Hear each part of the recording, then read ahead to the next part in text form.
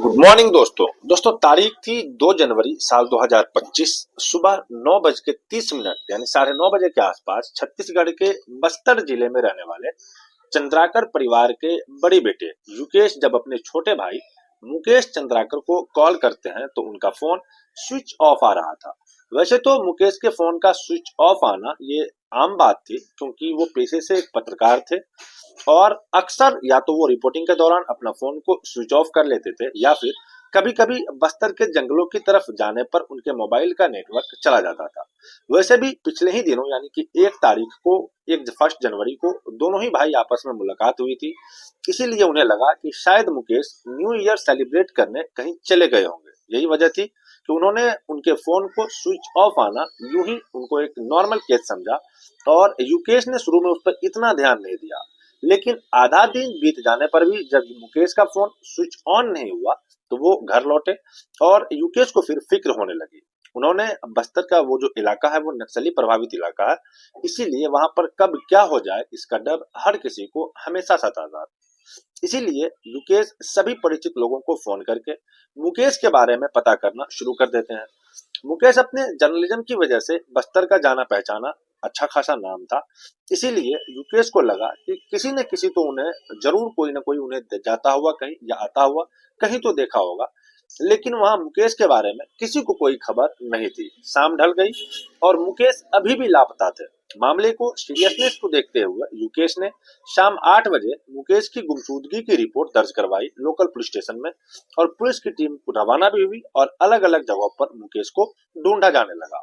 इधर मुकेश का जो गूगल फाइंड माई डिवाइस जो एप्लीकेशन होता है उसके जरिए उन्होंने उसकी एक्टिव लोकेशन निकाल ली और वह 1 तारीख की रात को बीजापुर शहर के चट्टान पाड़ा बस्ती के इस फार्म हाउस के पास में थे। देर रात को पुलिस की टीम वहां पहुंची और इस फार्म हाउस के एक एक रूम की तलाशी ली, पर मुकेश वहां पर नहीं मिले। पुलिस की टीम और जगह पर भी मुकेश की तलाश कर ही रही थी, लेकिन कोई सफलता हाथ नहीं लग रही थी। मुकेश को जानने वाले दोस्त यार सभी लोग रात भर उनकी खोज में लगे रहे।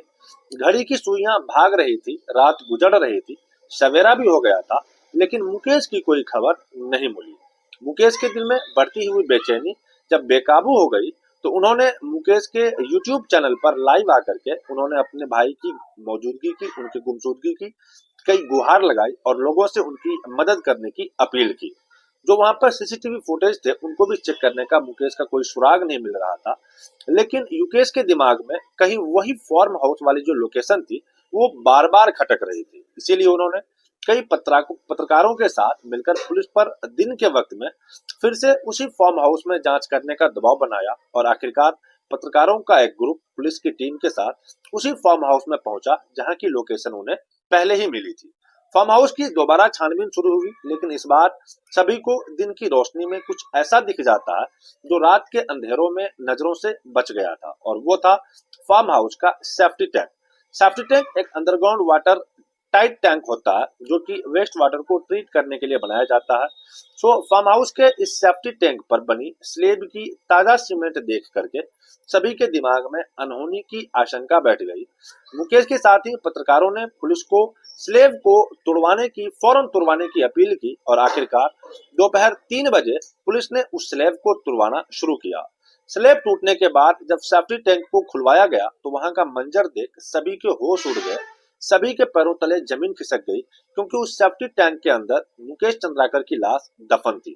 बॉडी की कंडीशन बता रही थी कि मुकेश को किस कदर बेरहमी से उनकी हत्या की गई थी। वहां मौजूद किसी ने भी आज से पहले इतना भयानक मंजर नहीं देखा था। कत्ल इतना बेदर्दी से किया गया था कि पोस्टमार्टम करने वाले डॉक्टरों का कहना था कि उन्होंने अपने 15 साल के कैरियर में ऐसा केस आज तक नहीं देखा था। मुकेश का शरीर पानी में डूबे रहने की वजह से फूल गया था। उनके सर पर 15 फ्रैक्चर थे, दिल और लीवर बुरी तरीके से डैमेज था और शरीर की कई हड्डियां टूटी हुई थी। और उनके किडनी के बारे में बताया गया था कि उनकी किडनी 4 टुकड़ों में थी। एक निडर ईमानदार जर्नलिस्ट का नक्सली प्रभावित रीजन में मर्डर हो सकता है, ये आपको नॉर्मल लग रहा होगा, लेकिन इस ब्रूटल मर्डर का असली सच, इसके पीछे की वजह, इसमें शामिल सभी लोगों के काले चिट्ठे के बारे में जब आपको पता चलेगा तो न सिर्फ आपका खून खौल उठेगा, बल्कि कहीं न कहीं यह तकलीफ भी होगी कि क्या सच का साथ देने वालों के साथ ऐसा अंजाम भी हो सकता है। इसीलिए इस वीडियो को न सिर्फ पूरा देखिएगा बल्कि अपने दोस्तों के साथ शेयर भी जरूर कीजिएगा, क्योंकि इन्हीं खुलासों को दुनिया के सामने लाने में या लाने वाले उस्मान ने मात्र 28 साल के मुकेश चंद्रकार की इसकी कीमत उन्होंने इस हिसाब से चुकाई कि अपनी जिंदगी ही दान कर दी। तो दोस्तों, यही थी मुकेश चंद्रकाकर की कहानी। आई होप आपको समझ में आई होगी। मुकेश चंद्राकर की कहानी जो अभी तक मैंने आप लोगों को सुनाया, ये कोई पहली घटना नहीं है हमारे देश के लिए, क्योंकि हमारे देश में आज से नहीं कई सालों का इतिहास रहा है कि पत्रकारों का मर्डर, और वो भी इतनी बेरहमी से कि आप उसकी कल्पना तक नहीं कर सकते हैं। आई होप कहानी आपको समझ में आई होगी। कहानी अगर समझ में आई हो तो वीडियो को लाइक और अपने दोस्तों के साथ शेयर भी जरूर कीजिएगा। हम जल्दी मिलते हैं आपसे किसी और वीडियो में किसी नए फैक्ट के साथ। तब तक के लिए हमें अलविदा कीजिएगा। जय हिंद, वंदे मातरम।